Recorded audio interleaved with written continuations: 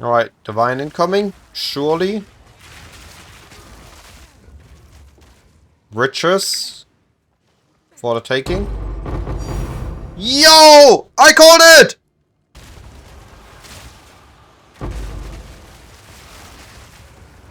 Okay, that looked satisfying.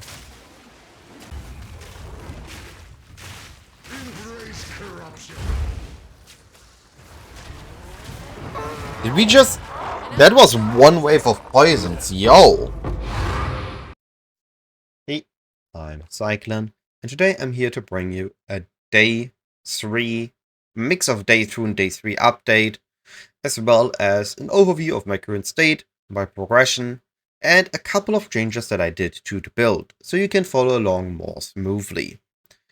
So, first of all, as to my progression, I managed to get settled into T15 maps quite nicely. I'm currently setting up killing a bunch of bosses for hoping that I get some some Garokhan's Resolve dropped and see if I can make a little bit of currency of those. But other than that, I am farming Abyss. So let me quickly talk about my farming. I'm pretty sure I'm taking a fairly casual approach to the farm. My tree is all the Abyss nodes and all the Breach nodes and all the boss nodes. So on the bosses we have the rarity and quantity, as well as the quantity of ray stones. Those apply to all map bosses, so we always take those. And then I have the strong box and the irradiated areas are +1. So this means that I have my boss nodes. Then on the breach, I'm having frantic invasion into Rising Pyre just to get as many monsters as possible in my abysses, as well as getting a decent amount of splinters. On a good breach, I get about 20 splinters. Then I have Crumbling Walls with Xeth's Madness. This means that I'm basically rare hunting, trying to get as many breaches as possible and as many rares in my breaches. Similar happens to the Abyss. Right now, I'm trying to get Shadow of the Undeath, trying to get some Rogue Exiles spawning on top of my Abysses, see if I can get a decent Heart of the Well for myself. But I actually think that the left side is slightly stronger because more enemies and more Abyssal and Lichhunter modifiers means the rares drop more stuff and we are basically just rare hunting. As for the final note, I'm using the Amanu. This is because I'm trying to fish for a specific lineage gem, which I come to in a little moment. But I think there, again, the better thing is either more desecrated currency or the more effectiveness of enemies. So again, we get more loot of the guaranteed rares we are spawning. Also think Stir the Swarm is pretty good, just that additional Abyss and a chance to overrun, just for additional good maps. My normal tree, I'm going for rares and boxes. Boxes has been pretty good to me so far. Got a couple of big drops from the boxes. Then I'm going for tablet effect and map effect to get as much effectiveness and rarity of my map as possible. That much for my current plan and my current progression. Let's talk a little bit about the build, the dids and the didn'ts. I didn't go for Plaguefinger gloves and I didn't go for Hyries. As turns out, those are very popular right now for the Pathfinder players and as such are beyond expensive. So I adjusted the build and I fully committed to the accuracy rating. I went for a high accuracy fist bow. I got +3 to it and I've been using this for quite a while now and I deal roughly 500,000 to 1 million damage per second, depending on the damage of my crit. Again, to that we get into a moment.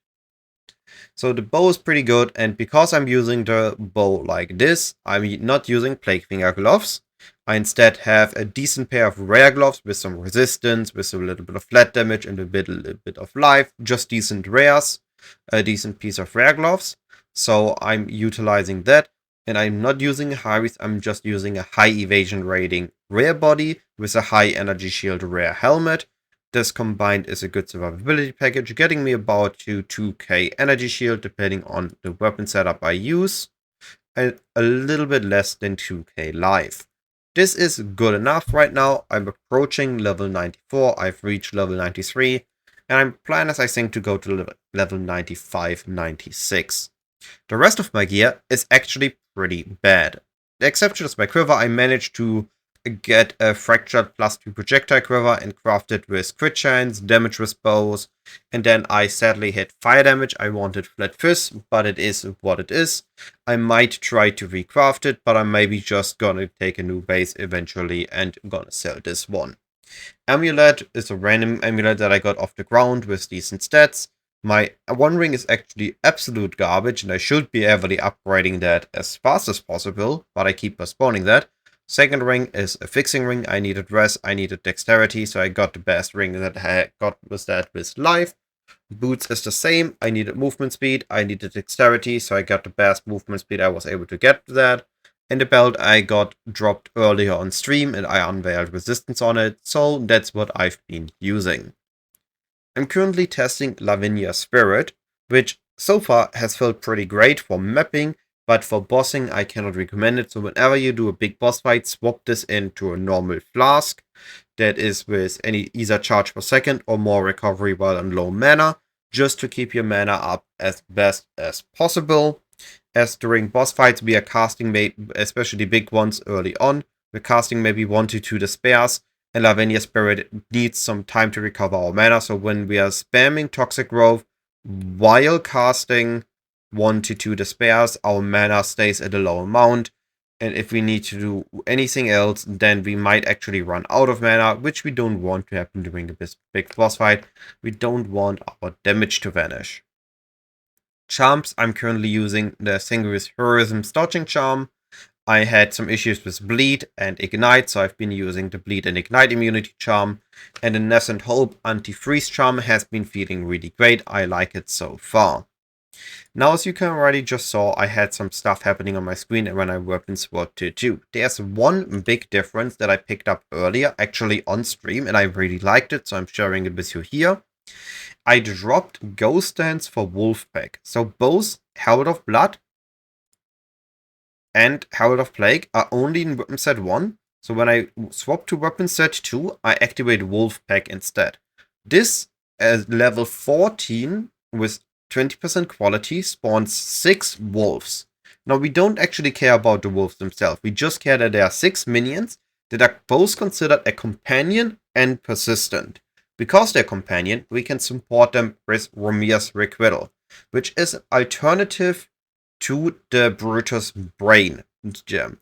Instead of making them immortal, they are instead taking a portion of our damage, and we recoup a portion of the damage they take. Now, to be fair, this is minimal. This doesn't really matter, it's just a neat bonus to have on top, because they die every 2 seconds and then they're down for 6 seconds. And that is because we actually want them to die, thanks to a Manif Tithe. This gem is giving us a mini Lichhunter. Now, instead of giving us rare monster modifiers, it gives us up to 3 abyssal monster modifiers whenever a minion dies. Now, with 6 minions and 50% chance to gain on average, means that on 50% chance to gain, means that on average we have a 100% uptime on our buffs.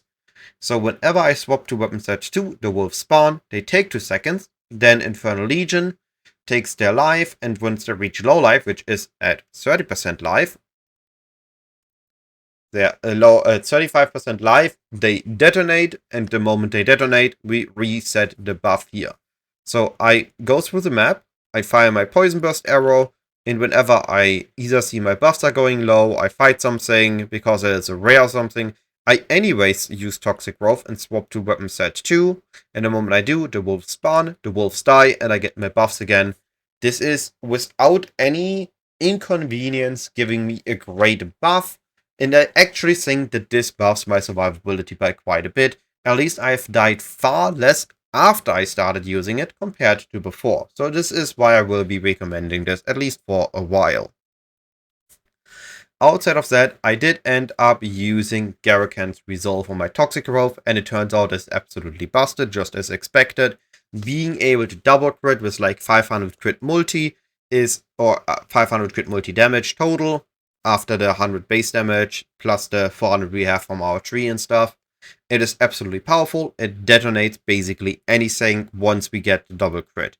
I can nuke a boss from like 5 million, 6 million HP to 0 with 1 toxic growth that double crits or super crits, bifurcates crits. I like the term super crits, so I will be using that one. Once we super crit, it's pretty powerful. Now I also leveled my toxic growth to level 11, but I actually don't quite detonate it. So I don't have instant detonation anymore. Instead, the toxic growth explodes pretty much the moment I fire the next one. So I can double gas arrow and cause an instant explode, or I have a singular gas arrow and they detonate with a slight delay. But that much for all the upgrade changes and everything to build. Gonna keep this video short, so with that being said, if you have any questions, anything curious, I will be continuing to stream the build. I will continue to play the build. Feel free to ask in the comment section or on the next live stream. I'll be seeing you either exactly there on the next live stream or in my next video. Goodbye.